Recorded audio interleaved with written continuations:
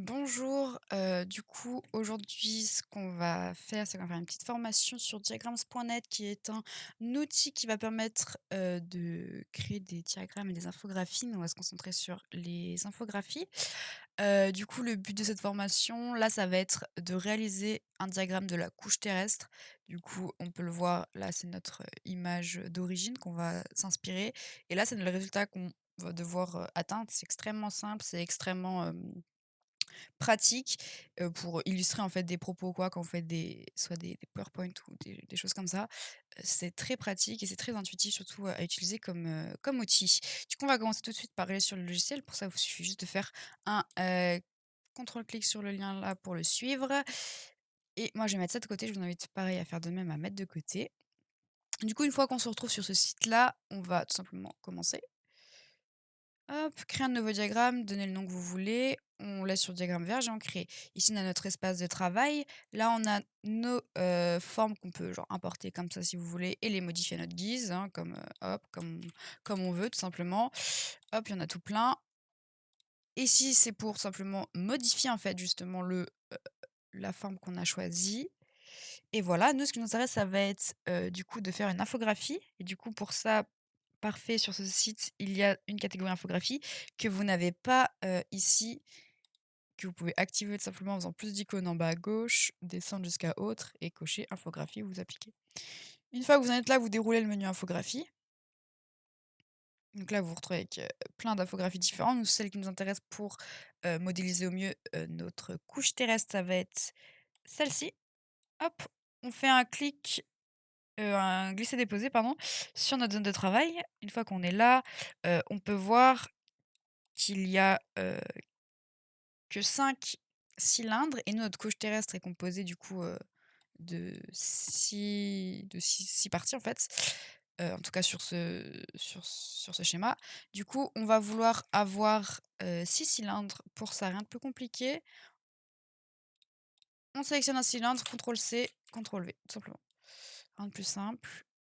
Et du coup, on le dépose juste en dessous. Là, on voit qu'il va y avoir un petit problème de 3D parce que ce cylindre-là est à l'avant alors qu'il devrait être à l'arrière. Pareil, il y a juste une petite icône dans la barre en haut. Hop, et on le met dessous, tout simplement. Là, on a nos 6 cylindres, donc c'est très bien. Maintenant, ce qu'il nous faudrait, c'est changer leur taille parce que comme on voit sur notre image là de base, on va avoir la croûte continentale qui est pas du tout de la même taille que le menton inférieur et pareil, ça correspond pas aux tailles qui sont là déjà de base. Du coup, on va les modifier. Pareil, je vous invite à regarder sur le Word, il y a toutes les mesures.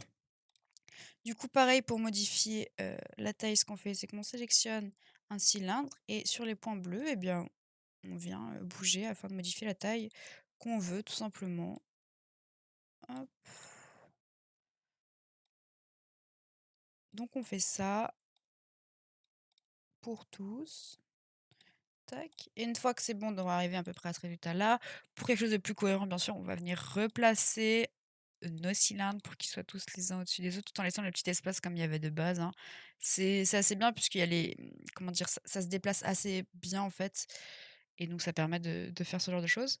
Donc là, ensuite, on a notre diagramme, toutes notre couches terrestres sont là et c'est à peu près fini. Il ne me reste plus que les couleurs, en fait, à faire et du coup, à modifier après les labels juste ici. Du coup, pour les couleurs, pareil, je vous invite à revoir l'image de référence et à, sélectionner des couleurs, similaires, hein, pas forcément les mêmes. Toc, on clique pareil sur notre premier cylindre et rien de plus simple, là on a, le petit logo avec la couleur, on clique, on met notre couleur, donc notre marron pour notre, couche terrestre. Ensuite là, on va avoir, du vert très clair, hop, du vert un peu plus foncé et encore un peu plus foncé. Tac, là on a du jaune. Et du rouge pour le noyau interne. Tac, et voilà, maintenant on est là, il ne nous reste plus qu'à modifier, les labels. Du coup, soit vous pouvez CTRL-C, CTRL-V via, en fait, j'ai déjà mis les noms qu'il allait avoir, ou sinon de toute façon vous cliquez sur un cylindre et là vous écrivez, voilà, tout simplement. Donc là, on va avoir la croûte continentale. Tac, et pareil pour modifier la couleur de la police et donc là vous reprenez la même que vous aviez pris, si ça fonctionne. Hop, voilà. Vous Vous sélectionnez tout et vous mettez la couleur si ça marche pas. Hop, pareil, on fait ça du coup pour tous. Du coup, là, on va voir le manteau, lithosphérique, lithosphérique, si j'oublie un H. Hop, on sélectionne tout et pareil, on modifie la couleur donc avec notre petit vert, très clair. On sélectionne l'autre. Alors pareil, là, par exemple, la couleur n'est pas forcément très visible, mais si vous mettez sur un fond noir, ça se verra beaucoup mieux. Pareil, là, on fait que l'infographie, on n'essaye pas de l'intégrer, quelque part, mais voilà, là, c'est pas très lisible. On peut prendre des couleurs aussi plus lisibles si vous voulez. Hop, la sténosphère.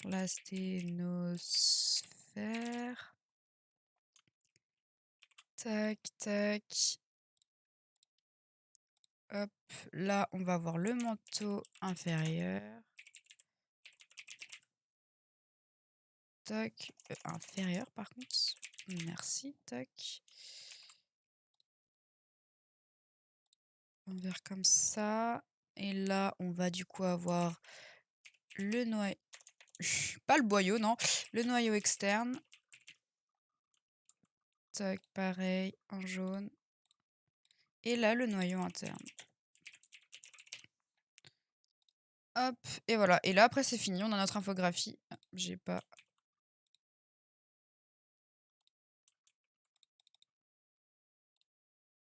Voilà.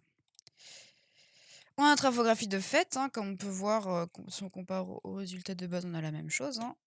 Tac, c'est tout pareil. Et donc voilà, je vous ai montré à peu près les fonctionnalités les plus importantes, pour faire un diagramme en cylindre comme ça. Et donc, maintenant ce qu'on va voir, ça va être pour, l'enregistrement du coup, parce qu'on peut enregistrer de plusieurs manières différentes. Donc on va aller tout simplement dans Fichier et donc là, on peut l'exporter en tant que et donc c'est là que vous voyez, vous avez plein de formats différents. Donc on peut l'enregistrer, par exemple, en PNG pour avoir du coup le fond transparent. Il faudra bien cocher arrière-plan transparent, et on exporte tout simplement en fait et donc là, on lui donne toujours un nom, on, le télécharge, tac et voilà et donc là, on peut l'ouvrir et voilà.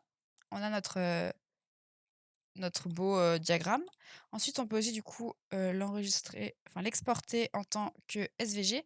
Donc, toujours avec l'arrière-plan transparent. SVG, ça va être pratique, tac, parce que, c'est un vecteur et du coup, en fait, même si vous zoomez, ça ne changera pas la qualité, en fait, de l'image, donc c'est très pratique. Et voilà pour l'enregistrement. Après, suivant, en fait, vos besoins, vous pouvez enregistrer de manière, différente, c'est ça qui est pratique. Et voilà, c'est tout pour, cette petite formation sur, diagrams.net. Merci.